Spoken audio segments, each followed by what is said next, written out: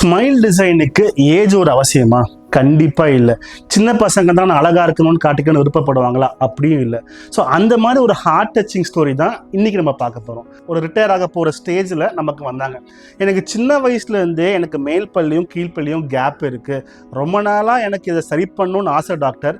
இப்போ நான் பண்ணணும்னு எனக்கு விருப்பமாக இருக்குது. கொஞ்சம் ஏஜ் ஆயிடுச்சு, டைமும் ஆயிடுச்சு, இப்போ நான் பண்ணிக்கலாமான்னு சொல்லிட்டு. ஸோ அவங்கள நான் பார்க்கும்போது அவங்களுக்கு இருந்தது ஒரு சாதாரண ப்ராப்ளம். இந்த க்ளோஸ்அப்லேயே பார்த்தீங்கன்னா தெரியும், இந்த பிக்சரில் அவங்களுக்கு எல்லா பல்லுக்கு நடுவுலையுமே இந்த கேப் இருக்குது.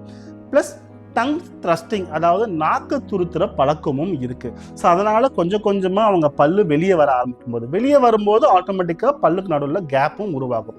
ஸோ அவங்களுக்கு பிரச்சனை மேலேயும் கீழேயும் இருக்கிற இந்த கேப்பு.